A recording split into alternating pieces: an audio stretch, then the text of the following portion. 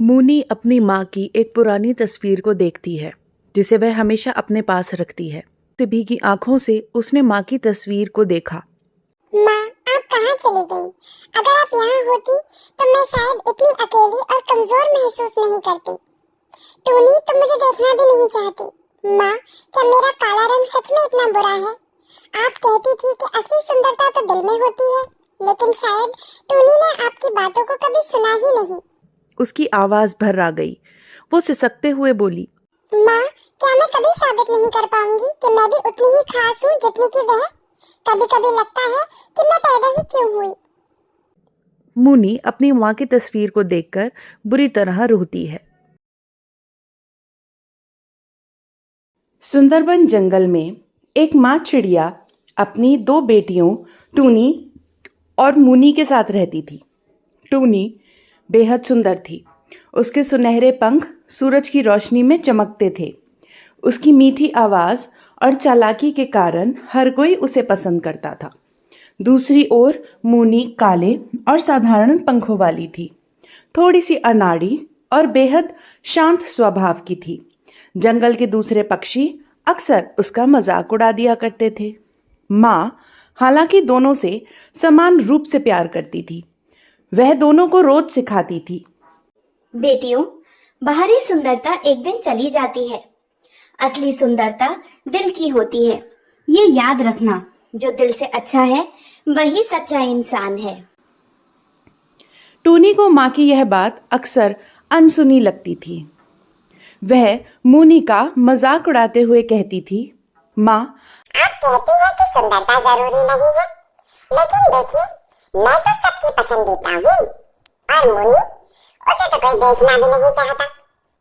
Mooney चुपचाप सब कुछ सहती रहती और अपनी माँ की बातों को अपने मन में रखती। वह सोचती, माँ ने सही कहा है, असली सुंदरता मेहनत, सच्चाई और प्यार में है। लेकिन टूनी के तानों से उसका दिल अक्सर टूट जाया करता था। एक दिन माँ अचानक बीमार पड़ गई। उसकी हालत दिन ब दिन बिगड़ने लगी। टूनी और मूनी दोनों ने अपनी माँ की देखभाल में कोई कसर नहीं छोड़ी, लेकिन विधि को तो कुछ और ही मंजूर था। माँ ने अपनी आखिरी सांस लेते हुए दोनों बेटियों को बुलाया और कहा, बेटियों, हमेशा एक दूसरे का सहारा बनना। जीवन में मुश्किलें आएंगी, लेकिन अगर तुम साथ रहोगी तो सब कुछ ठीक रहेगा। माँ की मौत के बाद दोनों बहनें अकेली रह गईं। शुरुआत में दोनों मिलकर अपनी माँ की बातें निभाने की कोशिश करती थीं, लेकिन धीरे धीरे टूनी का स्वभाव बदलने लगा। वह अपनी सुंदरता पर घमंड करने लगी और मूनी को नीचा दिखाने का कोई मौका नहीं छोड़ती थी। एक दिन सुबह का समय था। टूनी और मूनी दोनों अपने घोंसले में बाहर बैठे हुए थे। आज तो बहुत मजा आएगा, जंगल की रानी का जन्मदिन है और मैंने सबसे ज्यादा सुंदर दिखना है। सबकी नजर तो मुझे पर होगी। टूनी, क्या मैं भी तुम्हारे साथ चल सकती हूँ? माँ ने कहा था कि हमें हमेशा साथ रहना चाहिए। वैसे भी मैं कभी किसी पार्टी में नहीं गई। तुम मूनी, तुम मजाक कर रही हो ना? उस पार्टी में सभी खूबसूरत पक्षी आएंगे। तुम्हें देखकर तो लोग सोचेंगे कि कोई डरावनी छाया आ गई है। टूनी, मैं बस तुम्हारे साथ समय बिताना चाहती हूँ। मैं किसी को परेशान नहीं करूँगी, बस चुपचाप बैठ जाऊँगी। मूनी, वहाँ जाकर तुम मेरा मजाक बनवाओगी। सब मुझसे पूछेंगे कि ये काली बड्डी चिड़िया कौन है, फिर मुझे तुम्हारा परिचय देना पड़ेगा। नहीं, तुम घर पर ही रहो। पार्टी में सुंदर पक्षियों की जगह है, तुम्हारी नहीं। पर टूनी, माँ ने तो कहा था कि सुंदरता सिर्फ बाहर की चीज नहीं होती। मैं भी पार्टी में अपना प्यार और खुशी लेकर जाऊंगी। क्या सिर्फ ये काफी नहीं है? प्यार और खुशी पार्टी में अच्छा दिखने के लिए अच्छे पंख और मीठी आवाज मायने रखती है। तुम बस इस बारे में सोचो मत। और हाँ, घोंसले की सफाई कर लेना। जब मैं लौटूं तो सब कुछ साफ सुथरा होना चाहिए। ठीक है टूनी, तुम्हें जो सही लगे। टूनी पार्टी के लिए उड़ जाती है। मूनी घोंसले में अंदर वापस जाती है, जहां उसकी माँ की तस्वीर रखी होती है। वह तस्वीर को देखती है और बोलती है, माँ, क्या मैं इतनी बुरी हूँ कि मेरी बहन मुझे अपने साथ नहीं ले जाना चाहती? मैंने तो कभी किसी का बुरा नहीं चाहा, फिर भी लोग मुझे क्यों नीचा दिखाते हैं? काश आप यहाँ होती माँ। समझा सकती थी। मुनी माँ की तस्वीर को देखकर रोती रहती है। माँ, आपने कहा था कि सच्चा सौंदर्य दिल में होता है। मैं कोशिश करूंगी कि मुझे खुद पर भरोसा रहे। एक दिन मैं साबित कर दूंगी कि मैं भी खास हूँ। एक दिन टूनी और मुनी जंगल के बाजार में जाते हैं। मुनी, देखो कितना खूबसूरत बाजार है। यहाँ कितने तरह के पक्षी और सामान हैं।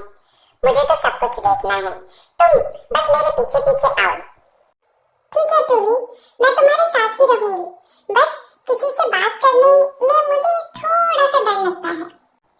डर? अरे मुनी, तुम तो हमेशा डरती रहती हो, लेकिन कोई बात नहीं, मैं हूं ना। मुझे देखो, सबकी नजरें तो बस मुझे पर होंगी। जैसे ही टूनी और मुनी बाजार में पहुंचते हैं, कुछ पक्षी टूनी की सुंदरता पर ध्यान देने लगते हैं। वाह, देखो कितनी खूबसूरत चिड़िया है। इसके सुनहरे पंख तो सूरज की रोशनी में जैसे चमक रहे हैं। सच में ऐसा लगता है जैसे ये जंगल की रानी हो। धन्यवाद। मुझे पता है कि मैं खास हूँ। मेरी सुंदरता तो सबको आकर्षित करती है। उसी समय एक और पक्षी मुनी को देखकर हंसने लगता है। अरे, ये तुम्हारे साथ कौन है? इतनी अजीब और काली दिखती है। क्या ये तुम्हारी बहन है टूनी? हाँ, ये मेरी बहन है, लेकिन आप सही कह रहे हो, यह मुझसे बिल्कुल अलग है। इसे देखकर तो कोई भी यही सोचेगा।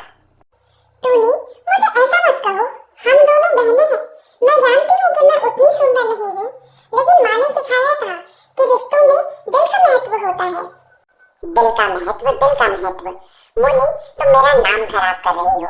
जब लोग तुम्हें देखते हैं तो वो सोचते होंगे कि मैं तुम्हारी बहन कैसे हो सकती हूँ।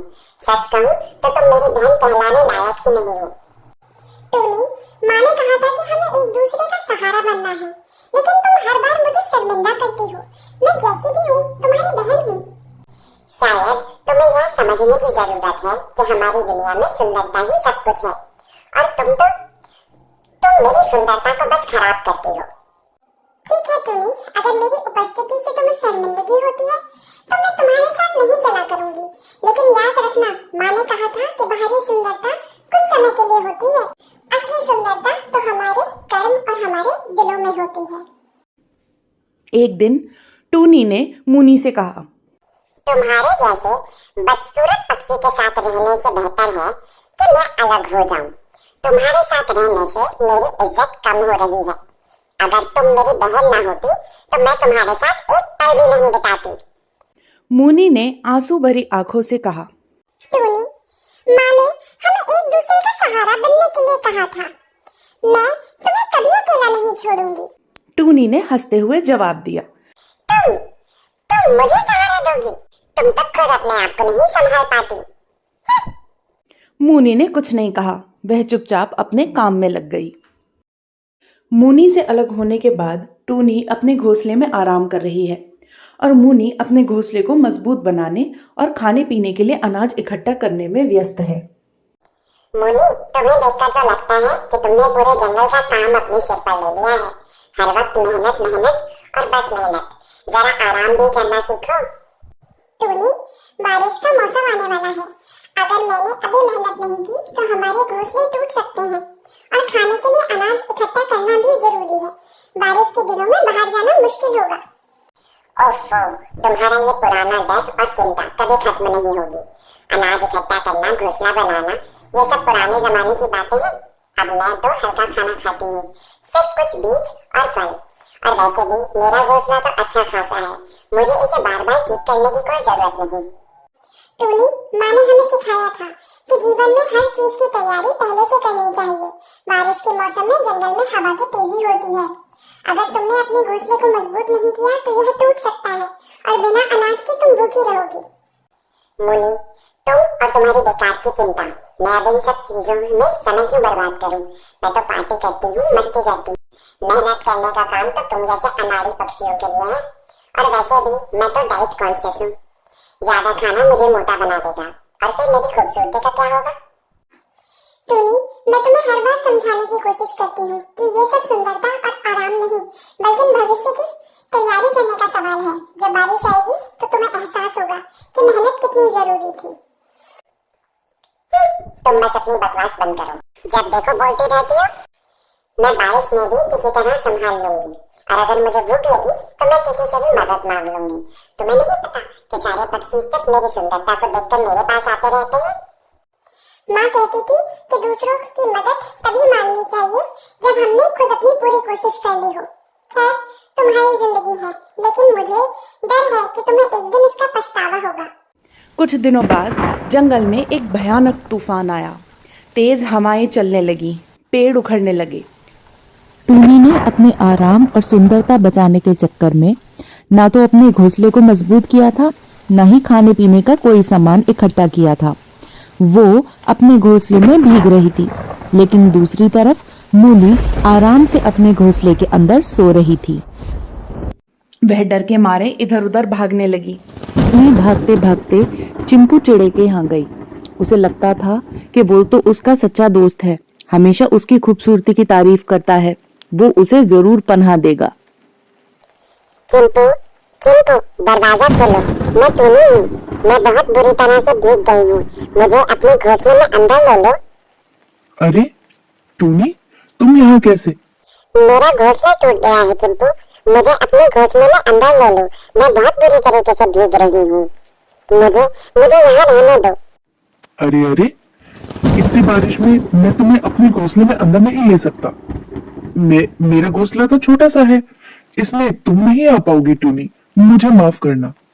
लेकिन लेकिन चिंपू, टूनी वहां से भी निराश होकर आती है। हर कोई अपने अपने घोंसले में सुरक्षित था, लेकिन टूनी को कहीं भी पनाह नहीं मिली। टूनी ने चीखते हुए कहा, कोई है जो मेरी मदद करे। उस समय मूनी ने उसे देखा और आवाज दी। टूनी, इधर आओ, मेरा घोंसला सुरक्षित है। टूनी ने तंज कसते हुए कहा। तुम्हारा घोंसला? वह तो उतना ही बदसूरत होगा जितनी तुम। मूनी ने कहा, टूनी, ये समय सुंदरता दिखाने का नहीं, बल्कि एक दूसरे की मदद करने का है। जल्दी आओ, वरना तूफान तुम्हें भी उड़ा कर ले जाएगा। टूनी की मजबूरी थी, वह मूनी के घोंसले में चली गई। वहां मूनी ने उसे सहारा दिया, खाना दिया और उसके गीले पंखों को सुखाने में भी मदद करी। तूफान के बाद जब सूरज निकला तो टूनी ने देखा कि मूनी का घोंसला न ही सिर्फ मजबूत था, बल्कि अंदर से बेहद आरामदायक भी था। वह सोचने लगी, मूनी ने कितनी मेहनत और समझदारी से अपना घोंसला बनाया है, और मैंने सिर्फ अपनी सुंदरता के घमंड में सब कुछ खो दिया। टूनी ने रोते हुए मूनी से कहा, मूनी, मुझे माफ कर दो। मैं हमेशा तुम्हें भद्दा और कमजोर समझती रही, लेकिन असली ताकत और सुंदरता तो तुम्हारे अंदर ही है। टूनी, माँ ने हमें सिखाया था ना कि सच्चा सौंदर्य दिल में होता है। मैं तुम्हारी बहन हूँ और हमेशा रहूंगी। टूनी ने अपनी गलती स्वीकार की और अपने घमंड को त्याग दिया। उसने मूनी से वादा किया कि अब वह हमेशा उसका साथ देगी। टूनी ने कहा, मैं समझ गई हूँ कि बाहरी सुंदरता कुछ समय के लिए होती है, असली सुंदरता तो मेहनत, प्यार और ईमानदारी में है। उस दिन के बाद दोनों बहनों में गहरा प्रेम और समझदारी आ गई। अब जंगल में हर कोई उनकी दोस्ती की मिसाल देता था। टूनी और मूनी ने मिलकर अपनी माँ की दी हुई हर सीख को हमेशा अपने जीवन का हिस्सा बना के रखा। इस तरह मूनी ने साबित कर दिया कि सच्चा सौंदर्य केवल बाहरी नहीं बल्कि अंदरूनी होता है। तो आप सबको हमारी ये कहानी कैसी लगी? अगर अच्छी लगी तो हमें लाइक, शेयर और कमेंट करके जरूर बताएं। और हाँ, हमारे इस चैनल को सब्सक्राइब करना ना भूलें, क्योंकि ऐसी कहानियां बनाने में बहुत मेहनत और वक्त लगता है। आपका एक एक सपोर्ट हमारे लिए बहुत ज्यादा महत्वपूर्ण है। धन्यवाद।